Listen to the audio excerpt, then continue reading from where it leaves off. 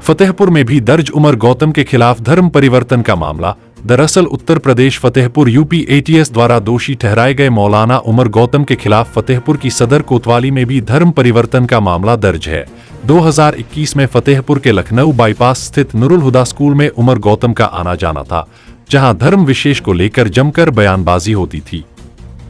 इस संबंध में स्कूल की महिला शिक्षिका कल्पना सिंह ने शिकायत दर्ज कराई थी। महिला की शिकायत के आधार पर मौलाना उमर गौतम, स्कूल के प्रबंधक मौलाना उमर शरीफ हमाजरी और उनके बेटे मोहम्मद उमैर शरीफ के खिलाफ मुकदमा दर्ज किया गया था। उमर गौतम फतेहपुर जिले के थरियाम थाना क्षेत्र के पंथुआ गांव का निवासी है। उस पर यूपी विधि विरुद्ध धर्म परिवर्तन अधिनियम और जान से मारने की धमकी देने के आरोप लगाए गए हैं। इसके अलावा उमर गौतम की संस्था इस्लामी दवा सेंटर को विदेश से फंडिंग मिलने की भी आशंका जताई गई थी, जिस पर जांच चल रही है। नूरुल हुदा स्कूल की महिला शिक्षिका कल्पना सिंह ने 2021 में फतेहपुर पुलिस को शिकायत दर्ज कराई थी। उनका आरोप था कि स्कूल में छात्रों के बीच धार्मिक बयानबाजी की जा रही थी और इस तरह से धर्म विशेष को बढ़ावा देने की कोशिश की जा रही थी। इसके अलावा उन्होंने दावा किया कि छात्रों और अन्य स्टाफ को धर्म परिवर्तन के लिए प्रेरित किया जा रहा था। कल्पना सिंह की शिकायत के आधार पर पुलिस ने मौलाना उमर गौतम, स्कूल के प्रबंधक मौलाना उमर शरीफ हमाजरी और उनके बेटे मोहम्मद उमैर शरीफ के खिलाफ मुकदमा दर्ज किया। यह मामला तब और गंभीर हो गया जब जांच में पाया गया कि उमर गौतम अक्सर स्कूल में आता जाता था और कथित रूप से धर्म परिवर्तन से जुड़े भाषण देता था। मुकदमा दर्ज करवाया था, उसमें कौन कौन लोग नामजद थे और अब उसमें क्या हो रहा है? देखिए, इसमें प्रबंधक थे मोहम्मद उमर शरीफ, मोहम्मद उमर गौतम उनके बेटे हैं और उमर गौतम वो जो अभी पकड़े गए इसमें जिन्होंने भाग लिया, और उमैर शरीफ उनके बेटे। अब क्या हो रहा है? अब इस वक्त देखिए, हमारे टाइम में तो हमने जो दर्ज करवाया था तो प्रशासन ने मुकदमा दर्ज किया और चार्जशीट भी लगा दिया। चार्जशीट लगाने के बाद कोर्ट गया, कोर्ट में क्या आदेश देती है उस हम भी वेट कर रहे हैं उसी का। जो आदेश होगा हम स्वीकार करेंगे और हम अपने कदम जो बढ़ाया उससे पीछे हटेंगे नहीं। धर्म से बिल्कुल प्रेमाश किया जा रहा है हिंदू धर्म को। मतलब कि आप धर्म जो धर्म में है, ये धर्म आपका नहीं है। इस्लाम धर्म एक ऐसा धर्म है जिसमें लोग आके अपनी उन्नति करते हैं। और मैं आप लोगों को ये कहता हूँ कि आपको झूठ और झूठे विश्वासों में रखते हैं हिंदू लोग जो हैं झूठे और मतलब कि जैसे कि आपको ब्रेन वॉश किया गया है कि ये धर्म कोई राम कोई भगवान नहीं है। राम एक साधारण सा व्यक्ति है, उसका नाम रख दिया गया राम। और वो वन में भटकने वाला प्राणी वो कभी भगवान बन सकता है? तो कहीं इतना अंधविश्वास में हिंदू है कि ये उसको पूजने लगा उस राम को। अरे वन में भटकने वाला प्राणी कभी राम बन सकता है? ऐसा उन्होंने कहा, जिसके वो बहुत गंदे गंदे शब्दों से अपमानित किया। भगवान राम को भी किया, हमारे धर्म को बहुत गंदा बोला उन्होंने।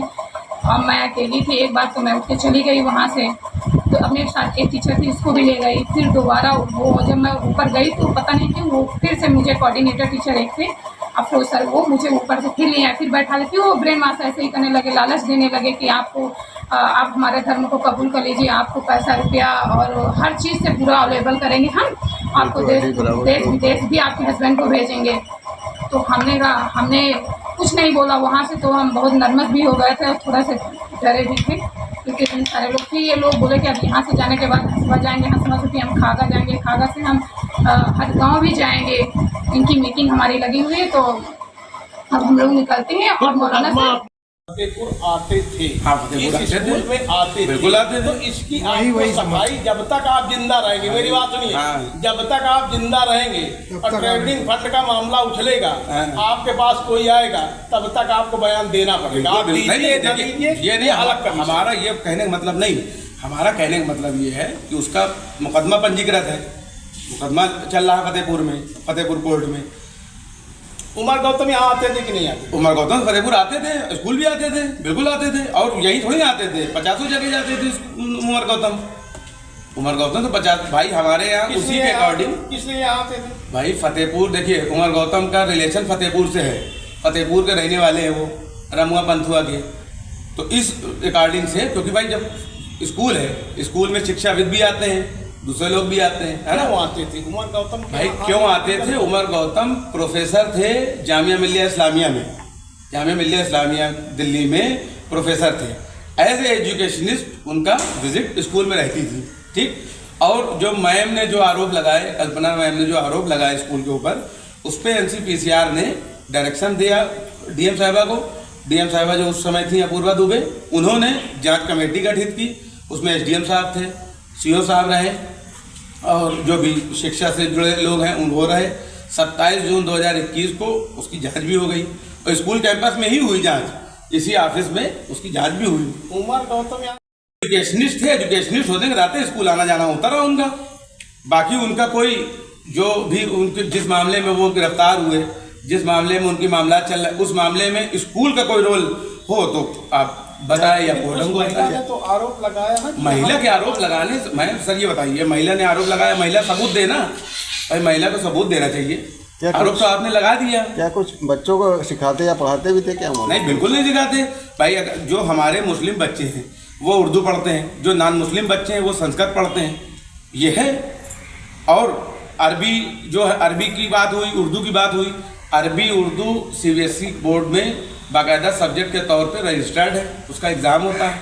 कोई ऐसा नहीं कि कोई अनोखे हम हो जाएंगे कि हम अपने तरफ से आपका पूरा उसको बना दें। हमारा नाम मोहम्मद उमैर। उमर साहब स्कूल में क्या है?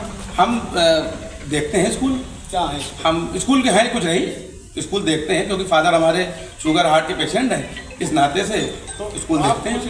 उस FIR जब स्कूल में कुछ नहीं तो नामजद कैसे? अब ये तो जिसने FIR कराई उसको सोचना चाहिए ना कि हमको क्यों शामिल किया उसने। भाई ये तो FIR कराने वाले को सोचना चाहिए। हमने तो FIR नहीं करा।